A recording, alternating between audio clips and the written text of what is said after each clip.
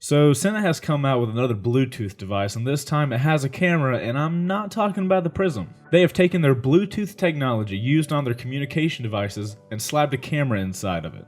The question is, does this all-in-one device meet all the standards expected out of an action camera in today's market? Let's find out. Welcome to a C2Dub review.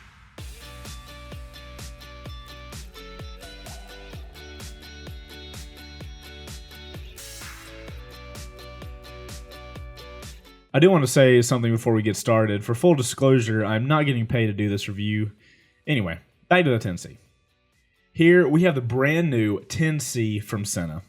Basically what we have here is Sena's Prism and 20S had some alone time, and this little piece of tech popped out.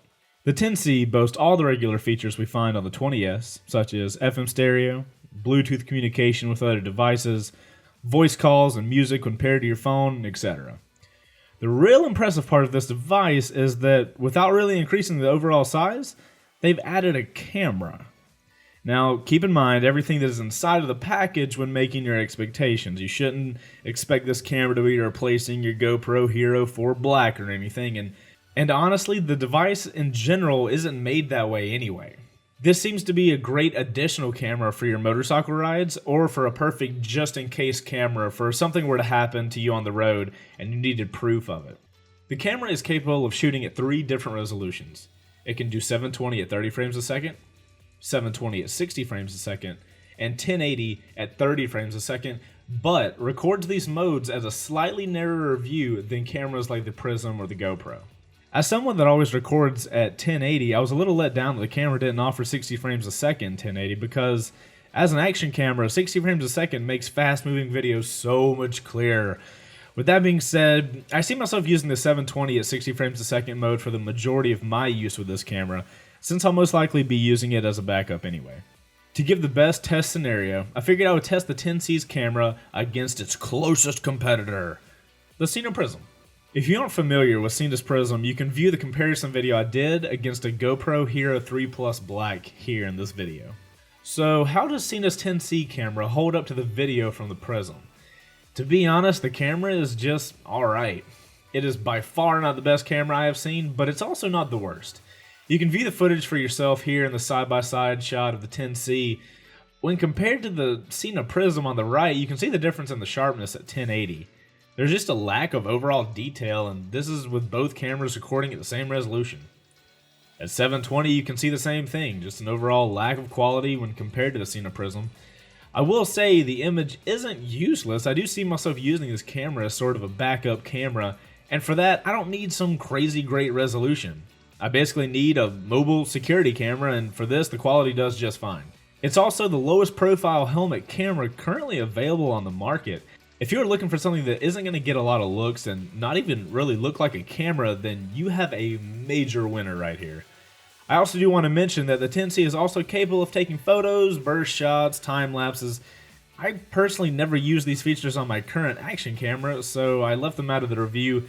Seeing the video should give you a good enough idea of the quality to expect though. Since the 10C isn't just a camera and has the full functionality of my old 20S, I had to test it out as my daily Bluetooth helmet device. After using it in place of my 20S for a couple weeks, I can happily say it works just as expected. I didn't notice any major differences between the two. The 10C connected to my phone very easily. Audio out of the device was very similar as far as actual volume and bass of the music that I listened to. The buttons on the device that I was accustomed to are also in the same places, so there wasn't even a period where I had to relearn the controls. The only major change was the size of the scroll wheel. On the 20S, the scroll wheel stuck out a little more and was a little larger than the one found on the 10C. This made it much easier to use with a pair of gloves while riding. So by making that smaller on this newer model, I was a little confused why Sena would make something harder to use. Nonetheless, I was still able to use it easy enough. Speaking of controls, I will say I wasn't too happy with the controls for the camera functionality on the 10C. To start off, as you probably noticed, there is no screen on the 10C. Because of this, there's no way to check the mode you're in, see if the camera is on, check how many files are on the SD card, or check how much time you have left to record. Most of this information can be found out by watching a series of blinking lights on the device, but speaking for myself, there's no way I'm about to learn Morse code in order to know the basic information about my camera. I will note though, changing modes, resolutions, and other settings is much easier if you use Sena's app on the smartphone with your connected device.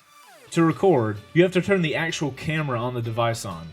Oh, and you can't turn the camera on until the unit itself is turned on. Sound confusing? That's because it is. It gets even worse when you want to change from recording mode to tagging mode. That's right, the camera has tagging mode, but we'll get into that in a second. To get the camera from mode to mode and record, you have to use different combination of long presses, clicks, or multiple clicks quickly. All of this makes for a confusing experience, especially when first learning the device. I feel that all this would be resolved if Sena could make the next version of this device with a screen we saw on the Prism. I love the screen on the Prism, and the menu was laid out great.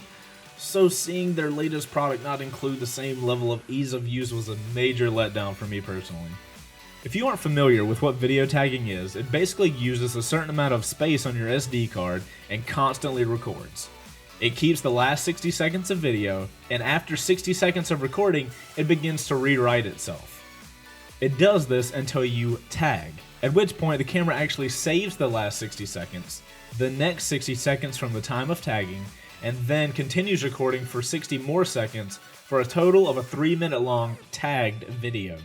Since I do see this being used as a secondary camera, having it in tagging mode makes it much easier for me to just tag when something interesting happens that I want to save. This way I don't have to rewatch hours of footage just to find that one really cool thing that happened on the ride.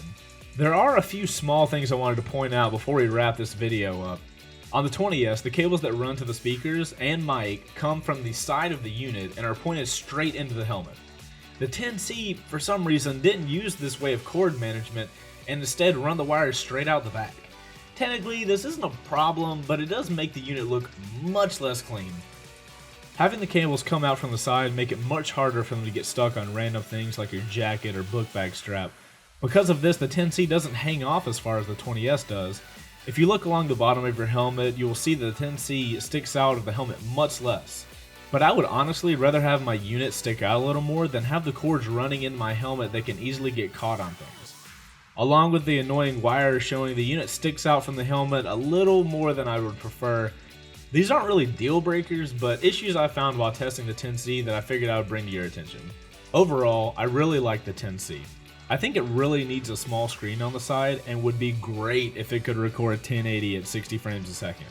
At the end of the day though, having a camera on my helmet at all times as a backup camera that runs from my Bluetooth device that I always have on makes it pretty great.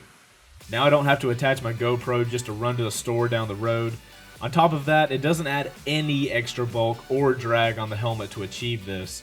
If you're in the market for a Bluetooth device along with a camera, then this little guy is going to be perfect for you. If you're in the market for a camera, then I would say you're better off grabbing an actual action camera.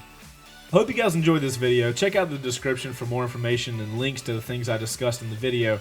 If you did like it and find it helpful, make sure to drop a like on this video and share it out to your friends. I'll see you guys on the next one. Later.